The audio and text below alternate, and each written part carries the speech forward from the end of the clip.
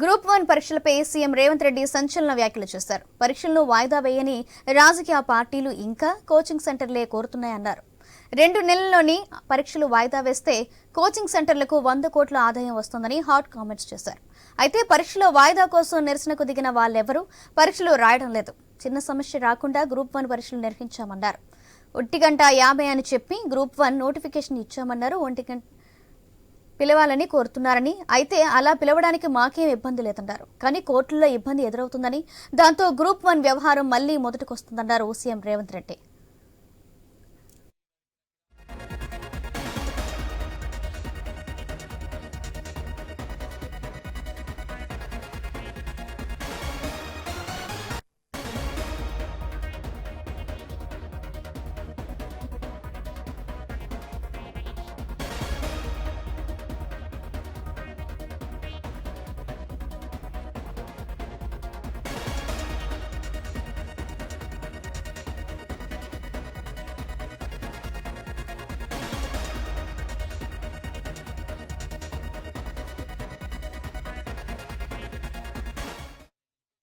పరీక్షలు నిర్వహించి వాళ్ళ నియామకాలు పూర్తి చేయాలను మీకు ఆ మొత్తం డేటా నేను ఆన్లైన్లో పెట్టిస్తే ఎవరెవరికి మేము ఉద్యోగం ఇచ్చినామో లెక్కలు చెప్పడం, అంటే నెంబర్ చెప్పడం కాదు. మొదటి 90 రోజుల కేసులను తొలగించి 30,000 మందికి ఉద్యోగాన్ని మేము ముందుకు వెళ్తున్నాము. గందరగోళంగా ఇయర్ ఎండ్ లోపల వాళ్ళ గ్రూప్ 2 కావచ్చు, గ్రూప్ 3 కావచ్చు. ఇప్పుడు మిగతా ఉద్యోగాలు డిఎస్సి తొలగించి 30,000 మందికి ఉద్యోగాలు ఇచ్చినాం. ఇప్పుడు మిగతా ఉద్యోగాలు డిఎస్సి నోటిఫికేషన్ కావచ్చు, గ్రూప్ 1 కావచ్చు, గ్రూప్ 2 కావచ్చు, గ్రూప్ 3 కావచ్చు. ఈ ఇయర్ ఎండ్ లోపల వాళ్ళ అన్ని పరీక్షలు నిర్వహించి వాళ్ళ నియామకాలు పూర్తి చేయాలని ఒక ఆలోచనతోని మేము ముందుకు వెళ్తున్నాము. గందరగోళంగా చాలా సమస్యలు, ఆర్థిక భారంతో కూడుకున్న సమస్యలు మా మీద ఉన్నాయి. అయినా కష్టపడి ఒకటొకటి పరిష్కరించుకుంటూ ఎందుకు మిమ్మల్ని అందరినీ కలుస్తున్నామంటే, మీలాంటి స్టేక్ హోల్డర్స్కి ప్రభుత్వం మీద విశ్వాసం కోల్పోతే సమాజానికి తీరని నష్టం చేస్తుంది. మీకు నమ్మకం, విశ్వాసం కల్పించడానికి ఈరోజు మేము ఇక్కడికి వచ్చిన మా ప్రభుత్వం మీ బద్దలు వచ్చి నిలబడ్డది. తప్పు చేయాలన్న ఆలోచన కానీ తప్పుడు విధానాలను ప్రోత్సహించాలన్న ఆలోచన మాకు లేదు. అందుకే మీ మధ్యలో వచ్చి నిలబడ్డాము. తప్పు చేయాలనుకుంటే 4 గోడల మధ్యలో కూర్చుంటాం.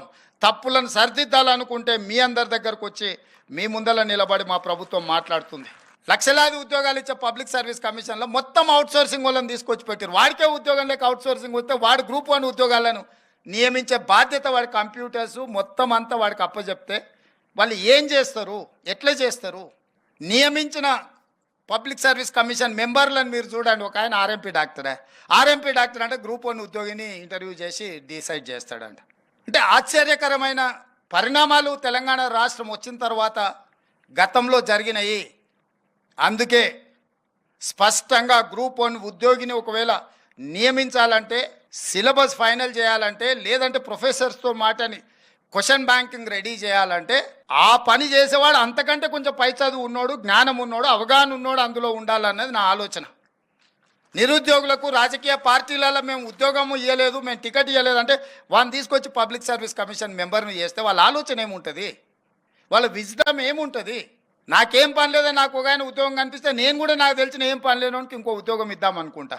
కష్టపడి చదివి ఒక లెవెల్కి వచ్చి ఒక మంచి ఉద్యోగంలో వస్తే అతనికి ఒక బాధ్యత ఇస్తే, అరే చదువుకున్నోనికి కష్టపడ్డానికి ఆ విలువేందో నాకు తెలుసు కాబట్టి నేను కూడా అలాంటివన్నీ నియమించాలనుకుంటాడు తప్పితే రాజకీయ పునరావాస కేంద్రాలుగా ఇవి మారకూడదు.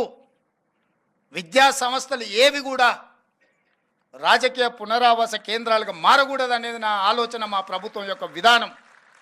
అందుకే మీకు అందరు కొంత కఠినంగా అనిపించిన పరీక్షలు నిర్వహించే విధానంలో ఒక స్పష్టత పెట్టుకొని ముందుకెళ్తున్నాము. ప్రభుత్వాలకు పోయేది ఏం లేదు. మళ్ళోసారి ఏది పోస్ట్ పోన్ చేసినా 10 ఏళ్ళు మనము అంతకుముందు కొట్లాడింది తెలంగాణ కోసం, ఉద్యోగాల కోసమే.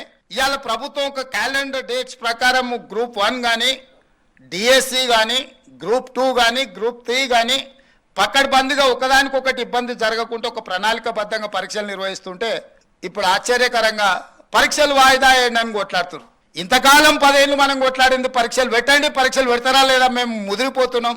బెండకాయ ముదిరిపోయిన పిల్లగానికి వయసు మీద పడ్డ దేనికి వనికి రాకుండా పోతాడని ఇంతకాలం కొట్లాడి ఇప్పుడు అంటారు లేదు నువ్వు వాయిదా లేయని. ఇప్పుడు నేను డిఎస్సి పలానా డేట్ నాడు పెడతా అంటే లేదు మాకు చదువుకోవడానికి సమయం కాలేదు, దాన్ని కూడా కొంచెం వాయిదా వేయండి అంటారు. అరే రామ, 10 ఏళ్ళు నోటిఫికేషన్ రాలేదన్నారు, 2 ఏళ్ల కింద డిఎస్సి నోటిఫికేషన్ వచ్చింది, 2 ఏళ్ల నుంచి వాయిదాలు పడతానే వచ్చింది. ఈ 2 ఏళ్లలో పిల్లలు చదువుకోలేదా? మళ్ళీ ఇప్పుడు వాయిదా వేస్తే అదనంగా చదువుకునేది మేము సిలబస్ మార్చలేదే, పరీక్ష విధానాన్ని మార్చలేదే మీరు నేర్చుకోవడానికి. అంటే కేవలం కొన్ని రాజకీయ శక్తులు, కొన్ని కోచింగ్ సెంటర్ల యజమానులు ఆన్ టైంలో పరీక్షలు అయిపోతే నష్టం జరిగేది రాజకీయ నిరుద్యోగులకు, ఎస్టాబ్లిష్ చేసుకున్న కోచింగ్. గ్రూప్ 1 పరీక్షలపై సీఎం రేవంత్ రెడ్డి సంచలన వ్యాఖ్యలు చేశారు. పరీక్షలను వాయిదా వేయని రాజకీయ పార్టీలు ఇంకా కోచింగ్ సెంటర్లే కోరుతున్నాయన్నారు. 2 నెలల పరీక్షలు వాయిదా వేస్తే కోచింగ్ సెంటర్లకు 100 కోట్ల ఆదాయం వస్తుందని హాట్ కామెంట్స్ చేశారు. అయితే పరీక్షల వాయిదా కోసం నిరసనకు దిగిన వాళ్ళెవరూ పరీక్షలు రాయడం లేదని, చిన్న సమస్య రాకుండా గ్రూప్ 1 పరీక్షలు నిర్వహించామన్నారు. 1:50 అని చెప్పి గ్రూప్ 1 నోటిఫికేషన్ ఇచ్చామన్నారు. 1:100 పిలవాలని కోరుతున్నారని, అయితే వాళ్ళ పిలవడానికి మాకే ఇబ్బంది లేదన్నారు. కానీ కోర్టుల్లో ఇబ్బందులు ఎదురవుతుందని, దాంతో గ్రూప్ 1 వ్యవహారం మళ్లీ మొదటికొస్తుందన్నారు సీఎం రేవంత్ రెడ్డి. దీనికి సంబంధించి మరింత సమాచారం మా బ్యూరో చీఫ్ రాజు అందిస్తారు. రాజు, ఇంజనీరింగ్ కాలేజీలకు సంబంధించినటువంటి నైపుణ్యానికి సంబంధించినటువంటి అంశాలపైన, ఇంజనీరింగ్ విద్యలో జరగాల్సిన మార్పులపైన ఈరోజు జేఎన్టీలో ఏర్పాటు చేసినటువంటి అప్గ్రేడేషన్ కాన్వెన్షన్ లో పాల్గొన్నటువంటి రాష్ట్ర ముఖ్యమంత్రి రేవంత్ రెడ్డి కొద్దిసేపటి క్రితం ప్రసంగిస్తూ రాష్ట్రంలో ఉన్నటువంటి గ్రూప్ 1 ఉద్యోగాలు, అదేవిధంగా ఇతర రాజకీయపరమైన అంశాలతో పాటు విద్యార్థులకు సంబంధించిన సమస్యలపైన ఆయన మాట్లాడడం జరిగింది. ఇందులో ప్రధానంగా గ్రూప్ 1కు సంబంధించినటువంటి అంశాలపైన ఇటీవలి కాలంలో నోటిఫికేషన్ ఇచ్చిన తర్వాత ప్రిలిమ్స్ కూడా రిలీజ్ అయ్యాయి. ప్రిలిమ్స్ వచ్చిన తర్వాత రేపు మెయిన్స్ కు సంబంధించి దాదాపు ఇంకా 87 రోజుల పైన అవకాశం ఉంది. 87 రోజులు 90 రోజుల వరకు ఛాన్స్ ఉన్నటువంటి పరిస్థితి. విద్యార్థులు ప్రిపేర్ అవుతున్న క్రమంలో కొంతమంది నిరుద్యోగుల పేరు మీద, నిరుద్యోగ జేఏసీల పేరు మీద రాజకీయపరమైన అంశాలు ముందుకు తీసుకొస్తా ఉన్నారు. గ్రూప్ 1లో మన ప్రిలిమ్స్ లో సెలెక్ట్ అయిన వాళ్ళని 1:50 లాగా పిలుస్తామని చెప్పేసి గతంలో చెప్పాము. అదేవిధంగా పబ్లిక్ సర్వీస్ కమిషన్ నుంచి కూడా గ్రూప్ 1 నిర్వహణకు సంబంధించినటువంటి మెయిన్స్ పరీక్షలు కూడా అదే పద్ధతిలో పోవాలని చెప్పేసి తాము నిర్ణయించి ఇప్పటికే దానికి కావాల్సినటువంటి కార్యాచరణ ప్రకటించినప్పటికీ కూడా కొన్ని కోచింగ్ సెంటర్ల లాభాపేక్ష కోసం తమ గ్రూప్ 1 వాయిదా వేస్తే కోచింగ్ సెంటర్ల పేరు మీద విద్యార్థులు మరికొంత కాలం అక్కడ ఫీజులు కట్టే అవకాశం ఉంటుంది. కాబట్టి వాళ్ళ స్వలాభం కోసం కొంతమంది రాజకీయ పక్షాల్లో వెనకాల ఉన్నటువంటి కొన్ని విద్యార్థి సంఘాలు, అదేవిధంగా కోచింగ్ సెంటర్లు, రాజకీయ పార్టీకి సంబంధించిన విద్యార్థులు మాత్రమే ఈ రోజు గ్రూప్ 1 ఉద్యోగాలని వాయిదా వేయాలి, పోస్ట్ పోన్ చేయాలని చెప్పేసి కూడా డిమాండ్ చేస్తున్నారని చెప్పేసి రాష్ట్ర ముఖ్యమంత్రి రేవంత్ రెడ్డి స్పష్టం చేయడం జరిగింది. ఎవరెన్ని ఆటంకాలు సృష్టించినా 1:100 వేయడానికి మాకు ఇబ్బంది లేదు. కాకపోతే దాని ద్వారా కోర్టులో అబ్జెక్షన్ చేసే అవకాశం ఉంటుంది. కాబట్టి దాని ద్వారా మరిన్ని సమస్యలు జటిలమయ్యేటువంటి అవకాశం ఉంటుంది. కాబట్టి ఖచ్చితంగా 1:50 అయితేనే కరెక్ట్. కాబట్టి ఆ పద్ధతుల్లోనే వెళ్తామని చెప్పేసి చెప్పడం జరిగింది. దీంతో పాటు ఇటీవల తమ ప్రభుత్వం అధికారంలోకి వచ్చిన తర్వాత, తమ పార్టీ అధికారంలోకి వచ్చి ప్రభుత్వం చేపట్టిన తర్వాత దాదాపు 19,000 మంది టీచర్లకు ఒకేసారి ప్రమోషన్లు ఇవ్వడం జరిగిందని చెప్పేసి కూడా చెప్పడం జరిగింది. అదేవిధంగా ఏ చిన్న సమస్య రాకుండా ఇప్పటికే ఉన్నటువంటి నోటిఫికేషన్లు కావచ్చు, ఇతర అంశాలు కావచ్చు, గతంలో బీఆర్ఎస్ పార్టీ అధికారంలో ఉన్నప్పుడు ఇచ్చినటువంటి నోటిఫికేషన్లకి గ్రూప్ 1కు సంబంధించి ఇంకా ఒక అదనంగా 60 పోస్టులు కలిపి ఇప్పటికే 560 పోస్టుల్ని అక్కడ నోటిఫై చేసినటువంటి విషయాన్ని కూడా ఆయన ప్రస్తావించాడు. అదేవిధంగా రాజ్యాంగబద్ధమైనటువంటి పబ్లిక్ సర్వీస్ కమిషన్ కావచ్చు, ఇతర కమిషనర్లు కావచ్చు, అదేవిధంగా ప్రభుత్వ కాన్స్టిట్యూషనల్ సంబంధించినటువంటి లోబడి పనిచేసేటువంటి సంస్థలు ఏవైతే ఉన్నాయో అవన్నీ కూడా రాజకీయ పార్టీలకు సంబంధించిన పునరావాస కేంద్రాలుగా ఉండకూడదు. అట్లా ఉంటే కనుక రాజకీయాలకు సంబంధించిన వ్యక్తులు ఆ కమిషన్లలో సభ్యులుగా ఉంటే విద్యార్థుల ఎంపీ అంటే ఉద్యోగార్థులకు ఎంపీకి సంబంధించిన అంశం చాలా కీలకంగా మారబోతుంది, లోపభూయిష్టంగా ఉంటుంది అనేటువంటి అంశాన్ని కొంతమంది ఆర్ఎంపీ డాక్టర్లుగా పనిచేసిన వాళ్ళని గతంలో పబ్లిక్ సర్వీస్ కమిషన్గా పెట్టారు. దాని ద్వారా అటువంటి వ్యక్తి ఓ సర్వీస్ కమిషన్లో ఉంటే ఎలా గ్రూప్ 1 విద్యార్థిని అతను ఇంటర్వ్యూ చేస్తాడు, అతనికి ఉన్నటువంటి అర్హత ఏంటి అని చెప్పేసి కూడా ఆయన ప్రస్తావించడం జరిగింది. సో ఈసారి తమ ప్రభుత్వంలో నిష్పక్షపాతంగా పారదర్శకంగా ఉండే విధంగా నోటిఫికేషన్ ఇచ్చి ఉన్నత విద్యావంతులకే అవకాశం కల్పిస్తున్నామని చెప్పేసి ఆయన చాలా స్పష్టంగా చెప్పారు. అందులో భాగంగా మహేందర్ రెడ్డి కావచ్చు, ఇతర అధికారులు ఎవరైతే నియామకాలు జరిగే వాళ్ళందరూ కూడా ఇంటర్వ్యూలో భాగంగానే అటెండ్ అయ్యారు. వాళ్ళందరికీ వాళ్ళ అర్హతను బట్టే స్థాయిని కల్పించడం జరిగిందని చెప్పేసి ఆయన చాలా స్పష్టంగా చెప్పాడు. గ్రూప్ 1 విషయంలో ఎటువంటి బేసిజాలో పోకుండా 1:50 తీసుకొస్తా ఉన్నాం. కాబట్టి ఎవరు కూడా కోచింగ్ సెంటర్ల ప్రలోభాలకి, రాజకీయ పార్టీల ప్రలోభాలకి లోన్ కాకూడదని చెప్పేసి కూడా ఈ సందర్భంగా చాలా స్పష్టమైన క్లారిటీ ఇవ్వడం జరిగింది. సౌజన్య, రైట్, థ్యాంక్ యూ రాజు. నిర్వహించి వాళ్ళ నియామకాలు పూర్తి చేయాలను మీకు ఆ మొత్తం డేటా నేను ఆన్లైన్లో పెట్టిస్తే ఎవరెవరికి మేము ఉద్యోగం ఇచ్చినామో లెక్కలు చెప్పడం, అంటే నెంబర్ చెప్పడం కాదు. మొదటి 90 రోజుల కేసులను తొలగించి 30,000 మందికి ఉద్యోగాన్ని మేము ముందుకు వెళ్తున్నాము. గందరగోళంగా ఇయర్ ఎండ్ లోపల వాళ్ళ గ్రూప్ 2 కావచ్చు, గ్రూప్ 3 కావచ్చు, ఇప్పుడు మిగతా ఉద్యోగాలు డిఎస్సీలను తొలగించి 30,000 మందికి ఉద్యోగాలు ఇచ్చినాం. ఇప్పుడు మిగతా ఉద్యోగాలు డిఎస్సీ నోటిఫికేషన్ కావచ్చు, గ్రూప్ 1 కావచ్చు, గ్రూప్ 2 కావచ్చు, గ్రూప్ 3 కావచ్చు, ఈ ఇయర్ ఎండ్ లోపల వాళ్ళ అన్ని పరీక్షలు నిర్వహించి వాళ్ళ నియామకాలు పూర్తి చేయాలని ఒక ఆలోచనతోని మేము ముందుకు వెళ్తున్నాము. గందరగోళంగా చాలా సమస్యలు, ఆర్థిక భారంతో కూడుకున్న సమస్యలు మా మీద ఉన్నాయి. అయినా కష్టపడి ఒకటొకటి పరిష్కరించుకుంటూ ఎందుకు మిమ్మల్ని అందరినీ కలుస్తున్నామంటే, మీలాంటి స్టేక్ హోల్డర్స్కి ప్రభుత్వం మీద విశ్వాసం కోల్పోతే సమాజానికి తీరని నష్టం చేస్తుంది. మీకు నమ్మకం, విశ్వాసం కల్పించడానికి ఈరోజు మేము ఇక్కడికి వచ్చిన మా ప్రభుత్వం మీ బద్దలు వచ్చి నిలబడ్డది. తప్పు చేయాలన్న ఆలోచన కానీ తప్పుడు విధానాలను ప్రోత్సహించాలన్న ఆలోచన మాకు లేదు. అందుకే మీ మధ్యలో వచ్చి నిలబడ్డాము. తప్పు చేయాలనుకుంటే 4 గోడల మధ్యలో కూర్చుంటాం. తప్పులను సరిదిద్దాలనుకుంటే మీ అందరి దగ్గరకు వచ్చి మీ ముందర నిలబడి మా ప్రభుత్వం మాట్లాడుతుంది. లక్షలాది ఉద్యోగాలు ఇచ్చే పబ్లిక్ సర్వీస్ కమిషన్లో మొత్తం అవుట్సోర్సింగ్ వాళ్ళని తీసుకొచ్చి పెట్టారు. వాడికే ఉద్యోగం లేక అవుట్సోర్సింగ్ వస్తే వాడు గ్రూప్ 1 ఉద్యోగాలను నియమించే బాధ్యత వాడి కంప్యూటర్స్ మొత్తం అంతా వాడికి అప్పచెప్తే వాళ్ళు ఏం చేస్తారు, ఎట్లా చేస్తారు?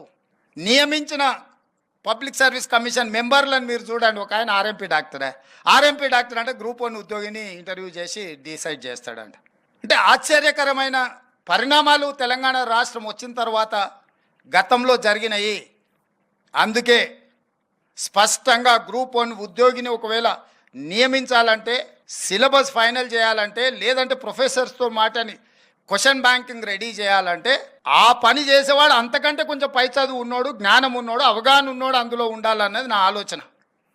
నిరుద్యోగులకు రాజకీయ పార్టీలలో మేము ఉద్యోగము ఇవ్వలేదు, మేము టికెట్ ఇవ్వలేదు అంటే వాళ్ళని తీసుకొచ్చి పబ్లిక్ సర్వీస్ కమిషన్ మెంబర్ని చేస్తే వాళ్ళ ఆలోచన ఏముంటుంది, వాళ్ళ విజ్డమ్ ఏముంటుంది?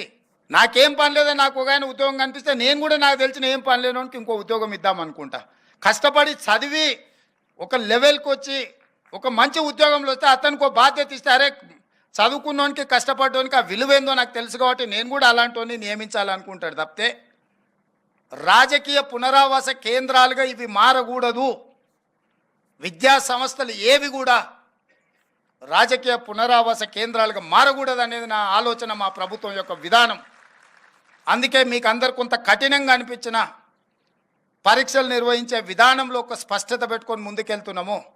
ప్రభుత్వాలకు పోయేది ఏం లేదు. మళ్ళోసారి ఏది పోస్ట్ పోన్ చేసినా 10 ఏళ్ళు మనము అంతకుముందు కొట్లాడింది తెలంగాణ కోసం, ఉద్యోగాల కోసమే.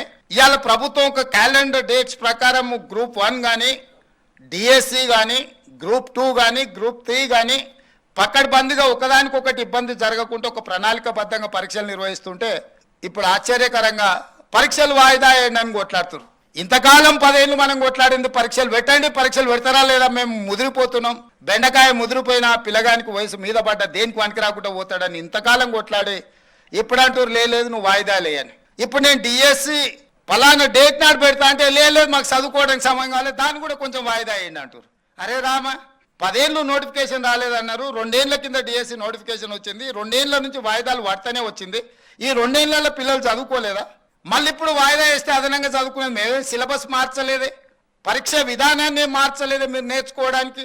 అంటే కేవలం కొన్ని రాజకీయ శక్తులు, కొన్ని కోచింగ్ సెంటర్ల యజమానులు ఆన్ టైంలో పరీక్షలు అయిపోతే నష్టం జరిగేది రాజకీయ నిరుద్యోగులకు, ఎస్టాబ్లిష్ చేసుకున్న కోచింగ్ సెంటర్లకు. ఎందుకంటే ఏ పరీక్షలు ఆ పరీక్షలు అయిపోతే పిల్లలు ఈ ఉద్యోగం రాకపోతే వాడు ఇంకో దానికి వెళ్ళిపోతాడు ఆటోమేటిక్గా.